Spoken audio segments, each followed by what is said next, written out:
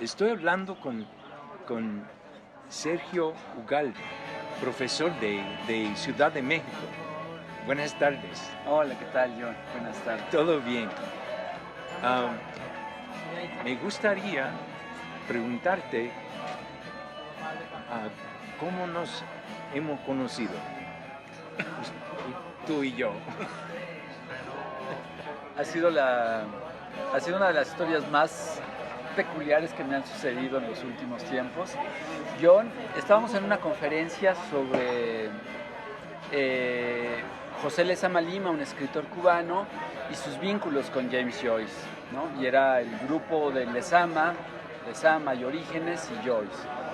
Y al término de la conferencia, que la impartió un profesor de la Universidad de Texas, César Salgado, John hizo una pregunta, porque a John le interesaba mucho cómo se relacionaba el grupo Orígenes y Lezama, en específico con toda una corriente literaria y estética de la cual MSC formaba parte, que era la negritud. Entonces John le preguntó a César Salgado que cómo veía Lezama y Orígenes a César, cómo veían a eso que Sergio Ugalde denominaba la poética del cimarrón.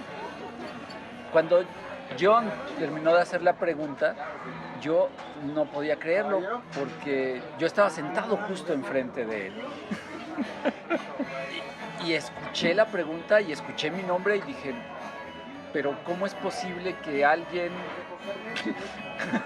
haya leído ese libro? En principio me sorprendió muchísimo que alguien lo hubiera leído y que lo leyeran y que preguntaran en un contexto de un coloquio sobre Joyce. Me parecía muy, muy peculiar. Al final César Salgado respondió, pero al terminar la conferencia yo me volteé literalmente de mi silla, porque John estaba sentado justo atrás, y le dije, hola John, yo soy Sergio Ugalde. John traía el libro La poética del cimarrón en la mano. Entonces, es lo mismo. Es el mismo. No podía creerlo. Entonces, bueno, fue muy peculiar la situación. Sí. Es algo realmente, es un encuentro que solo se puede dar gracias a la literatura. Sí. Es la literatura la que nos hace coincidir en situaciones que a veces no podemos imaginarnos y que nos parecen completamente ilógicas, impensables, inimaginables, ¿no? Sí. Es la literatura. Y por eso quería preguntarte, ¿por qué ha tenido un interés tan fuerte en el poeta Aimé Césaire y cuáles eran los motivos de escribir ese libro para mí tan fascinante, a la poética cimarrón? Bueno, los motivos para escribir el libro La poética del cimarrón son muchos. Hay uno que es formal y académico, y es que yo tenía que tener un grado.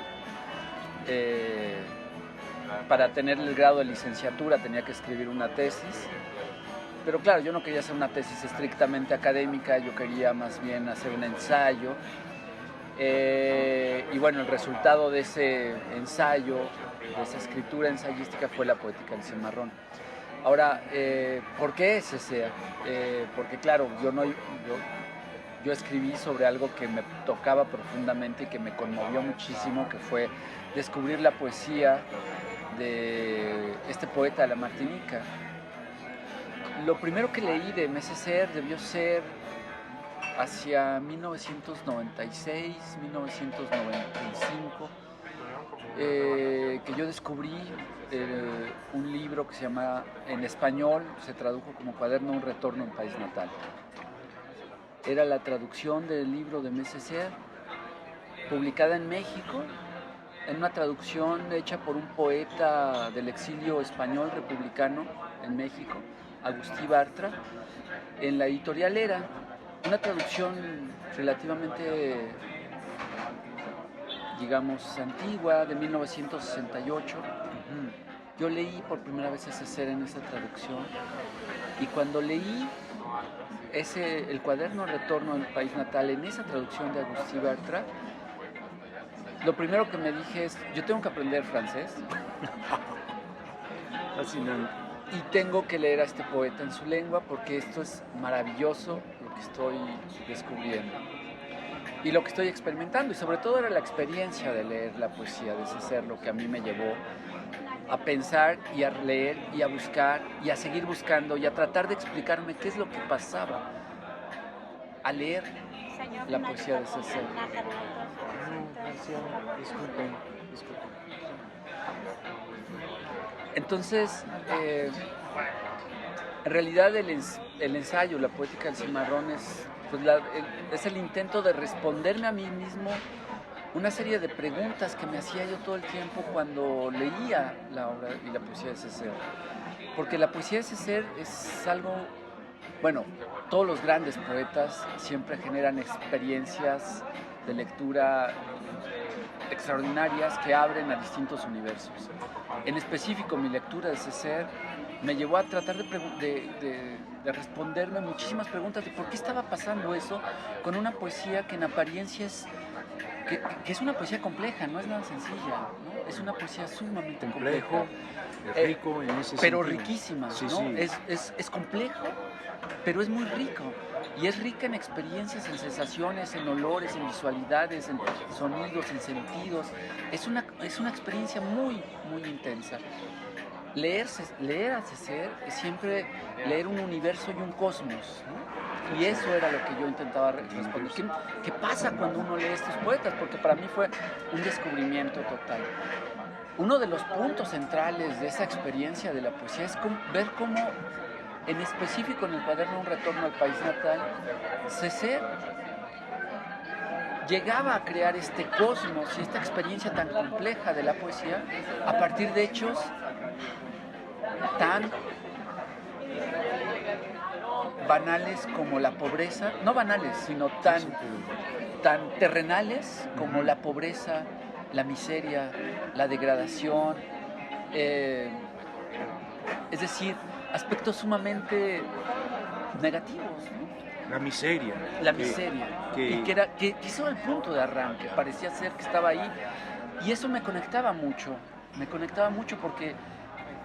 porque a un estudiante de la Ciudad de México que vivía en las afueras de la Ciudad de México y que vivía también la pobreza y la miseria de la Ciudad de México, ver cómo alguien desde una isla del Caribe, viviendo en la pobreza y la miseria, transformaba eso en la experiencia de la poesía. Fuerte. Y eso fue lo que a mí me tocó muchísimo. Sí. Fue lo que me tocó muchísimo, porque era de la miseria nace el reino de la poesía también. Sí, me han transformado en imágenes tan bonito y tan... Son imágenes que nos provoca reflexionar en nuestras vidas y entendernos mejor, creo. Y nos toca profundamente como seres humanos. O sea, yo creo que ese es el tema. Y yo creo que eso tiene que ver incluso relacionarlo con el encuentro de ayer. Que la literatura, al final lo que toca es lo profundamente humano. O sea, es cómo el ser humano se puede comunicar con el otro ser humano. Porque un poeta del Caribe, ¿no?, a miles de kilómetros de la Ciudad de México, de pronto despertaba en un estudiante de 20 y tantos años que estaba descubriendo su poesía, un universo a partir de experiencias paralelas, que son las experiencias del ser humano. La experiencia de la pobreza, sí, de la miseria y demás, pero experiencia y miseria que se transforma en poesía. Y tengo que decirte que estoy muy agradecido porque además del ánimo, el entusiasmo, también ha llevado ha provocado un análisis para mí un poeta siempre importante en la vida. Me acuerdo muy bien la primera vez que lo leí, pero entenderlo ha estado siempre un reto. Y es que en tu análisis hablaste de las tradiciones del Caribe. Y a mí me interesaba mucho como músico de jazz. Ha mencionado, ha hablado de la importancia del ritmo y el impacto que tiene el ritmo en la poesía de Césaire y de otros poetas del Caribe, de la tradición africana. ¿Cómo lo ha llegado a entender la importancia del ritmo? Yo no sé, John, si yo he entendido rítmicamente todo lo que está sucediendo ahí. Lo que sé es lo que impacta en un primer momento es justo las caricias y la atracción sonora que esta poesía genera. Y que es una atracción que está en Césaire y, como bien lo dices, están muchos otros poetas caribeños, que es una sonoridad muy particular y un ritmo muy particular, y que se van articulando a partir de diálogos con una tradición y con una historia de una cultura, pero también de una sociedad y personal también, una historia personal, ¿no? Entonces, no sé si yo he entendido todo lo rítmico, la importancia, digamos, los juegos rítmicos que están ahí. Pero te sentiste. Pero lo sentí. Y eso fue lo que, digamos, lo que me llevó justo a tocarlo como un tema central, porque me parece que en efecto hay algo ahí que tiene que ver, en esa experiencia estética de leer la poesía de Césaire, que tiene que ver necesariamente con un ritmo distinto al ritmo al que mis oídos estaban acostumbrados a escuchar la poesía en español, y que la traducción, al menos de Agustí Bartra, para mí me transmitía, y que bueno, cuando llegué al francés también fue un descubrimiento, o sea, leer eso y escuchar esos ritmos son siempre fascinantes, porque uno encuentra ahí tradiciones y no sé, habría que pensar justo cómo hay patrones rítmicos que definen formas de relaciones culturales y sociedades, ¿no? Sí. O no, habría que indagarlo. Yo no soy músico, tú eres músico, quizá tú puedes, Sí. Pero lo que sí me parece que hay en la poesía de Césaire es... Pues, y lo que me ha enseñado es que a través del ritmo, hay como un espacio, ¿cómo se dice? Seguro, en que puede tomar riesgos, en que puede el músico, el poeta, imaginar algo nuevo. Y para lo que lea, también el leedor, es que puede formar conexiones. Sí, que son dentro de la seguridad del ritmo. Sí, conexiones, vinculaciones, paralelismos, relaciones, vínculos. Son todas ideas que nos van dando justo las imágenes y el ritmo en Césaire, ¿no? Sí. Porque una imagen siempre puede a veces reunir, sobre todo a partir de las imágenes, ¿no? del siglo XX, el vanguardismo y el encuentro entre dos elementos que aparentemente no tienen nada que ver y que se juntan. Igual el ritmo, ¿no? El ritmo también parece que nos conecta con experiencias y hechos que a veces no hacemos un vínculo directo, pero que está ahí, que nos muestra algo, ¿no? Entonces, el ritmo y las imágenes quizás nos están hablando de un lenguaje que nos conecta a muchísimos, ¿no? Sí, porque el lenguaje siempre está cambiando, y el poeta tiene el gran trabajo de fabricar el lenguaje, su propia voz. Y ese fabricar y crear su propio lenguaje sí tiene mucho que ver con esas tradiciones de las cuales él está alimentándose, se está formando y está, digamos, devolviéndole a esas tradiciones. Ahora, el tema, por ejemplo, yo creo que es uno de los grandes temas en el caso de César, es el tema de la tradición o las tradiciones, es cuál es la tradición de alguien que tiene como historia inmediata la esclavitud, ¿no?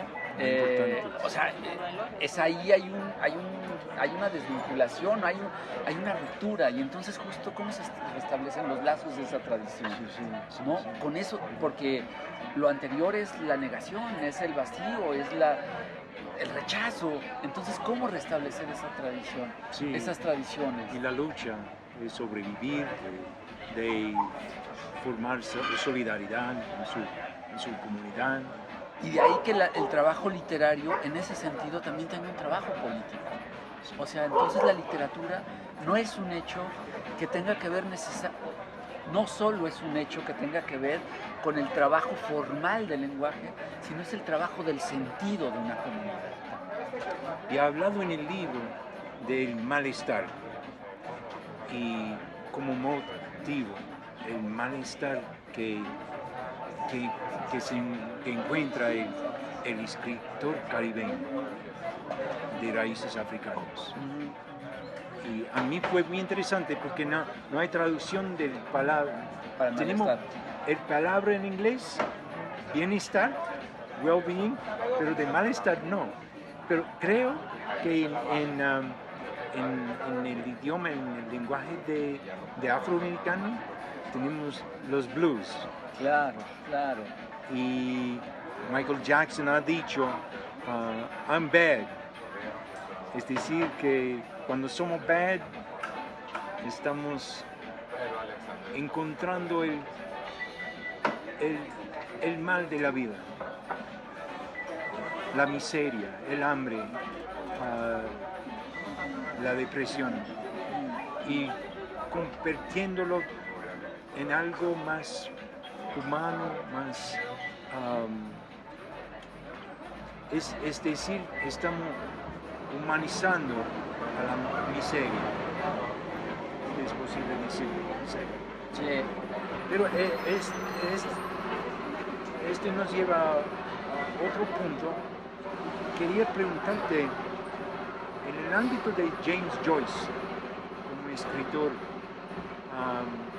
fue el tema de la conferencia esta semana, y aprendí mucho de los gigantes Vincent Cheng y César Salgado. ¿Cuándo leíste a Joyce, un irlandés del siglo XX, y qué vínculo han visto entre James Joyce y la América Latina? Es una pregunta grande. Es una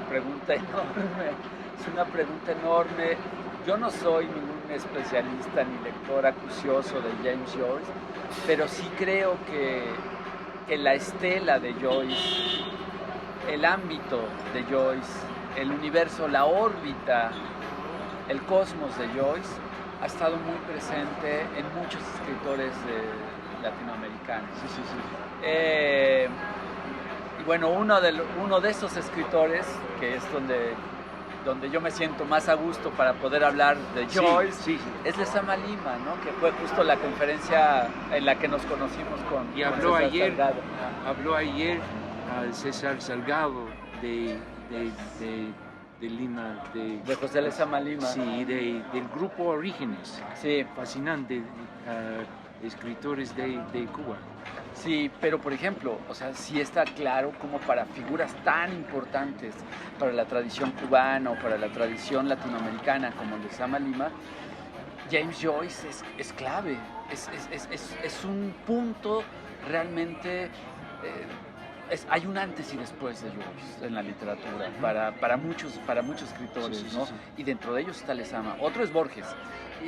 De Borges no habló César Salgado, pero Borges también para mí es una figura clave que tiene una lectura y sabe que y también hay un antes y después ¿Por qué? joyciano, pero para Borges lo ve negativamente, porque dice que la experiencia de Joyce, al ser Borges lo lee como una experiencia solo del lenguaje, y entonces como experiencia del lenguaje, dice, Joyce se va a quedar como en un museo. Eso es lo que decía Borges. ¡Qué imagen! Sí. Bonito. Sí, pero él lo decía porque dice, hay muchas cosas intraducibles, no se pueden traducir, o sea, entonces eso es justo una arquitectura verbal que se va a quedar en un museo, o sea, como si fuera un museo. Y hacía el paralelo incluso con otra figura que es clave en la poesía del mundo hispánico, que es Góngora. Y decía, Joyce y Góngora son escritores de museo, se van a quedar en el museo porque son maravillosos en su construcción verbal, pero no se puede pasar eso a otra lengua. Dices, lo que hacen no se puede pasar a otra lengua. Es una imagen fuerte, ¿no? Sí, es muy fuerte. En cambio, eso es una visión, digamos, que es la visión que tiene Borges. Otra visión tiene Lezama. Lezama tiene una visión completamente distinta, donde lo que interesa es más bien el cúmulo de cultura volcado en una escritura que renueva todo.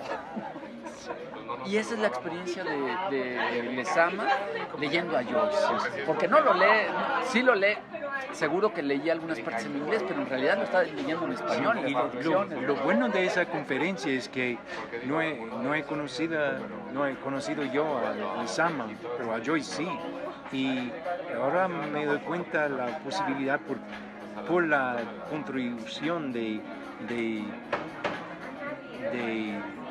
profesores como César Salgado, los paralelos y los vínculos entre estos escritores tan importantes. Y estamos aprendiendo juntos, creo. Sí, muchísimo. Y además, por ejemplo, Lezama sí ponía en evidencia también la formación jesuita, ¿no? O sea, la formación de Joyce, porque Lezama también es un escritor católico, ¿no? Sí. Lezama es un escritor, pero no es un católico ortodoxo, para nada. Es un católico de lo más heterodoxo posible. Es un católico muy raro, Lezama, ¿no? Y yo creo que eso también le atrae muchísimo de Joyce. Sí. Además de los paralelos, no solo algunos paralelos tan evidentes como Islas, ¿no? Como la nación de Islas, ¿no? Fascinante, ¿verdad? Y la idea de la construcción de una nación también, que está presente en crear una literatura para crear una nación, ¿no? Sí, y es decir que han preguntado a estos escritores qué es lo que creemos como personas en Dios, en el alma humana, en nuestro ético y responsabilidad como seres humanos, y es fuerte en ese sentido. Y creo que estas preguntas nos han atraído a la conferencia, Sergio. Sí, porque es claro, también hay una pregunta ética por la pregunta estética, es decir, lo estético de lo literario tiene que pasar también necesariamente por el universo de lo ético, es decir, una pregunta por qué es el ser por humano. las responsabilidades que tienen los escritores, ¿no? Claro. ¿Cuáles son los más fuertes para ti? De los escritores latinoamericanos en este vínculo y en estas preguntas. Sí. Bueno, ayer César también hablaba, se ha hablado mucho del vínculo con Leopoldo Marechal, por ejemplo, un escritor argentino, ¿no? Se habla mucho también de la relación de Guillermo Cabrera Infante, otro escritor cubano, ¿no? Con Joyce. En el caso mexicano, por ejemplo, yo creo que Fernando del Paso, un novelista que hace, ¿no? Muy importante también para la tradición mexicana, también está Joyce ahí presente, y no solo Fernando del Paso, yo diría que también Sergio Pitol y algunos otros.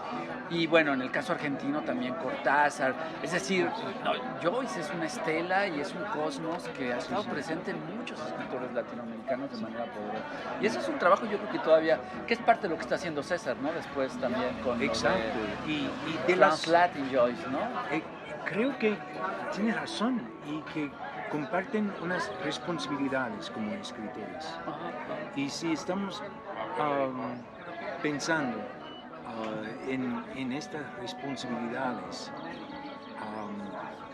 Es claro que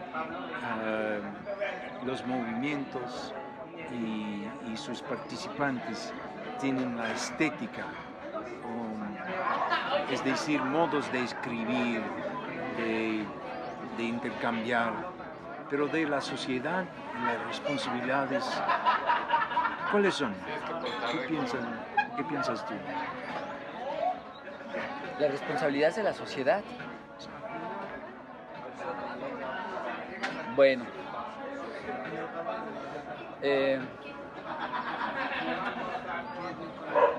pues yo creo que también desde hace algún tiempo se habla de los derechos culturales, ¿no? También Sí. no solo como parte de los derechos humanos, ¿no? Uh-huh. Y yo creo que deberíamos también, bueno, no sé si deberíamos, pero yo creo que un elemento importante para pensar siempre también son los derechos estéticos, ¿no? Todo ser humano tiene derecho a las experiencias que nos pueden dar ciertas literaturas, cierta pintura, ciertas músicas, es decir, y a veces justo las estructuras sociales nos impiden tener o impiden a ciertos grupos tener esas experiencias, ¿no? Yo no sé si sea para bien o para mal, pero yo creo que tenemos derecho a las experiencias estéticas también, ¿no? Y yo creo que es parte de lo que la sociedad debería contemplar. Bueno, no sé, insisto, no me gusta utilizar la palabra deber, no, porque no, pero creo que tener la posibilidad de tener tener experiencias estéticas específicas, ¿no? Con ciertos grupos donde sabemos que es mucho más difícil ese tipo de experiencias, yo creo que eso debería ser un punto a considerar al hablar de los derechos culturales, ¿no? Tenemos derecho a la poesía, siempre aprendo tanto de ti. Gracias, Sergio, porque he preguntado a varias personas esa pregunta durante los años y es una respuesta tan sensible. Creo, tengo que agradecerte. Y a mí me ocurre la otra pregunta que quería compartir contigo. ¿Por qué he elegido ser profesor? ¿Por qué yo elegí ser profesor?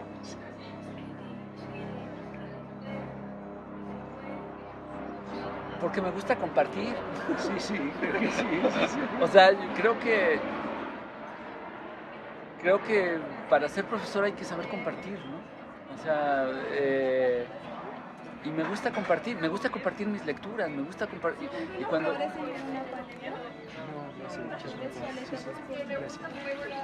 Y porque yo siempre pienso, una clase también es una representación, es como una puesta en escena, es una obra, Sí, exacto, sí. siempre es una representación, es una puesta en escena, y esa puesta en escena siempre implica diálogo. Sí. No, gracias. Siempre implica diálogos, y ese diálogo implica compartir también, porque uno no puede dialogar si no comparte, porque entonces no es un diálogo, ¿no? Entonces, ¿por qué la profesor? Yo creo que por el gusto de compartir, dialogar y estar con nosotros y justo hacer esa representación que es la representación de las experiencias y de la vida, ¿no? De la vida como lector, de la vida como... Sí, sobre todo como lector. Qué bueno, es mucho en que nosotros podemos pensar y seguir como leedores y estudiantes de la literatura.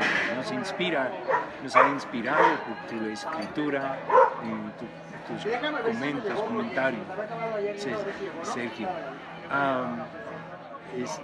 Estamos hablando en el 16 de junio de 2019, el día en que celebramos la memoria de James Joyce y el Bloomsday, el día de recordarnos de Joyce. Y es apropiado que hemos hablado de estos temas tan fuertes, las cuales tienen mucho que ver con con la vida y obra de Joyce. Por eso, de nuevo te agradezco.